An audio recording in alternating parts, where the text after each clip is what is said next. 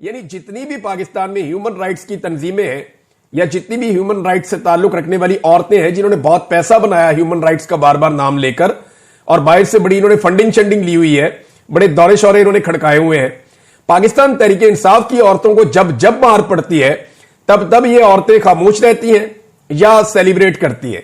ये एक बड़ी अजीब चीज है। पाकिस्तान के मीडिया के अंदर बैठी हुई खवातीन जो सहाफी हैं वो भी पीएमएलएन के साथ अगर किसी खातून के साथ जरा सी ऊंच नीच हो जाए, मरियम नवाज के बारे में कोई एक सवाल उठा दे तो जमीन आसमान के कलाबे मिला दिए जाते हैं। हालांकि वो टिकटॉकर वजीर आला है, जाली सीट के ऊपर आकर बैठी हुई है।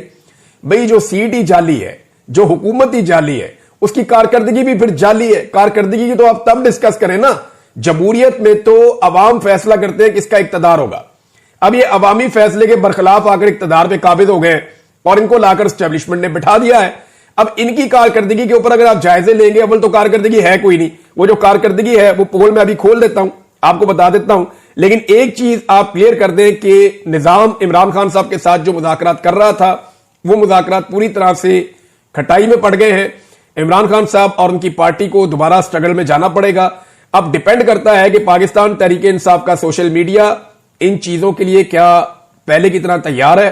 नंबर 2, ओवरसीज पाकिस्तानी पूरी दुनिया से इमरान खान साहब के लिए या इंसानी हकूक की पामालियों के खिलाफ भरपूर आवाज उठा सकेंगे, वो उसी तरीके से अपनी मुहिम को जारी रख सकते हैं या नहीं रख सकते। तो ये दो टारगेट्स तो हैं। तीसरा, पाकिस्तान तहरीक इंसाफ की जो क्यादत है उसकी कमजोरी आपने देख ली। एक तो वो इमरान खान साहब के बयानिए का बोझ उठाने के लिए ज़हनी तौर पे पाकिस्तान तहरीक इंसाफ तैयार नहीं है। और मैं ये बात खुलकर कह रहा हूं और मेरे पास इसका सबूत है। आप निकालें ना, सबके ट्विटर अकाउंट निकालें, सबने कोई ना कोई ट्वीट किया हुआ है, लेकिन इमरान खान का ट्वीट कोई भी रीट्वीट करने की जरूरत नहीं करता। बहुत सारे लोग कर देते हैं, सहाफी भी रिपोर्ट कर देते हैं इमरान खान ने ये कहा, मीडिया के ऊपर भी चल जाता है। लेकिन इमरान खान साहब के ट्वीट को रीट्वीट करने की जरूरत पाकिस्तान तहरीक इंसाफ की लीडरशिप नहीं करती।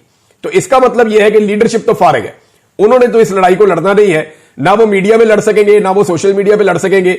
अब ये सोशल मीडिया और ओवरसीज पाकिस्तानियों के गले पड़ने वाली है लड़ाई।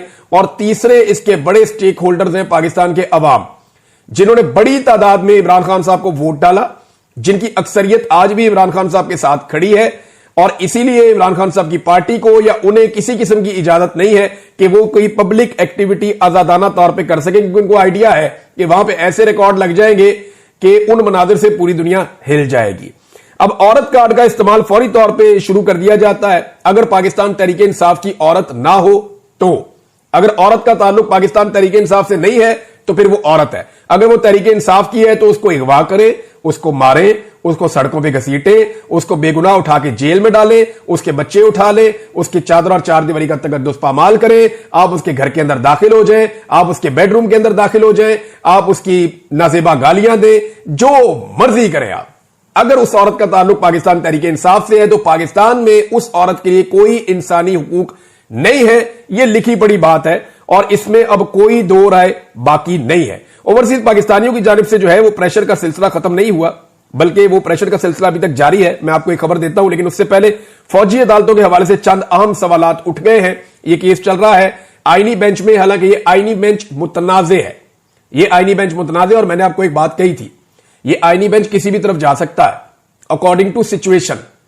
यानी देखना यह होगा कि बैरूनी दबाव अगर बहुत ज्यादा बढ़ रहा है तो फिर ये आईनी बेंच फैसला दे देगा कि फौजी अदालतों के फैसले हम नहीं मानते, वो फैसले फारिग हैं। सारे बंदों के फैसले जो हैं वो सिविलियन कोर्ट्स के अंदर होंगे, अगर तो बैरूनी दबाव बहुत बढ़ गया और वो कंट्रोल ना हुआ। लेकिन अगर बैरूनी दबाव को कंट्रोल कर लिया गया तो फिर फौजी अदालतों के फैसले जो है वो लिजिटिमेट हो जाएंगे।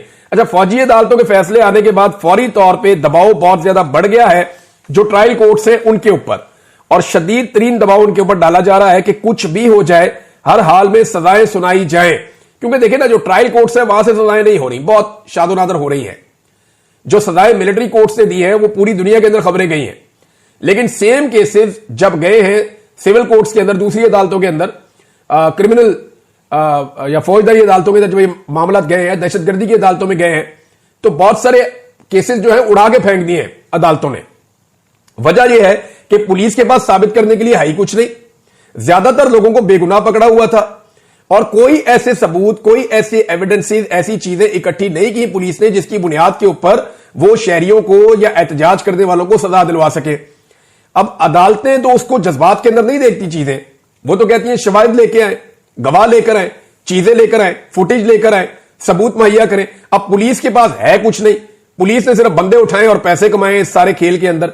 लिहाजा 9 मई के मामले के अंदर अब ट्रायल कोर्ट्स के ऊपर बहुत ज्यादा दबाव आ रहा है फौजी अदालतों के फैसलों के बाद कि हर हाल में सजाएं सुनाई जाए, और वहां पे भी आप आने वाले दिनों में चीजें तेज होती हुई देखेंगे। फौजी अदालतों के हवाले से चंद सवाल, उनमें सबसे पहले तो एक सवाल यह है, कासिम खान सूरी साहब ने इसको ट्वीट किया है, मैं यही नुक्ता यहीं से पढ़ के आपको बता देता हूं। इसके बारे में मरियम नवाज खान साहिबा ने यह नुक्ता उठाया था कि फौजी अदालतों ने 28 शहरियों को ऑफिशियल सीक्रेट एक्ट की दफा 3 के तहत 9 मई में सजाएं सुनाई, जिसके मुताबिक किसी ममनुआ इलाके पर हमला करना काबिले सजा जुर्म है। दिलचस्प और मजायका खेज बात यह है कि जिना हाउस को 9 मई के 3 माह बाद अगस्त में कोर कमांडर का कैंप हाउस करार दिया गया था।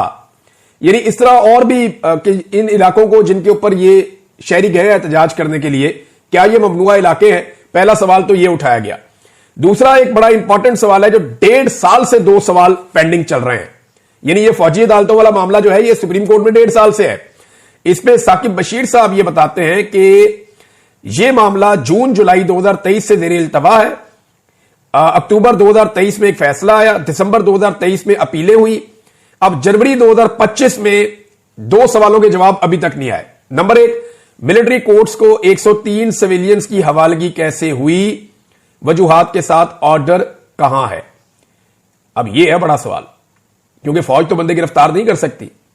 इन बंदों की गिरफ्तारियां कहीं ना कहीं तो होनी थी, पुलिस ने करनी थी या किसी और इदारे ने करनी थी, और जब ये गिरफ्तारियां होनी थी तो इनको एक प्रोसीजर के तहत फौज की हिरासत में देना था या फौज के हवाले करना था। तो वो प्रोसीजर क्या था, इसके बारे में अभी तक कोई जवाब, 1.5 साल हो गया लगभग, अभी तक इसका जवाब नहीं आया, 1 साल से ज्यादा हो गया। नंबर 2, किस बुनियाद पर किसने तय किया ये केसेस सिविलियन कोर्ट्स में जाएंगे और बाकी 103 मिलिट्री कोर्ट्स में जाएंगे? अच्छा, ये बहुत इंपॉर्टेंट है। ये नुकता मैंने भी पहले उठाया था कि अजीबोगरीब बात है कि 103 बंदे उठा के मिलिट्री कोर्ट में दे दिए और बाकी 10,000 के करीब बंदा था वो पकड़ के जो है वो जेलों में बंद कर दिया। उनके केसेस वहां चल रहे हैं। यानी यास्मीन राशिद साहबा मिलिट्री कोर्ट में नहीं है, एजाज चौधरी साहब मिलिट्री कोर्ट में नहीं है, महमूद रशीद साहब मिलिट्री कोर्ट में नहीं है, उमर चीमा साहब मिलिट्री कोर्ट में नहीं है। ये जो खवातीन खदीजा शाह छूट के आई हैं, सनम जावेद छूट के आई हैं, ये तैयबा राजा छूट के आई हैं, बाकी और बहुत सारी भुट्टा साहबा और बहुत बेशुमार लोग हैं, नाम ही नहीं मुझे याद रहते, लेकिन ये तमाम खवातीन ये कोई भी मिलिट्री कोर्ट में नहीं है। और बहुत सारे मर्द हजरात हैं जो सारे गिरफ्तार हुए हैं, जमानतें करा करा के छूटे हैं, ये भी मिलिट्री कोर्ट में नहीं है। तो ये जो 10,000 के करीब बंदा गिरफ्तार हुआ।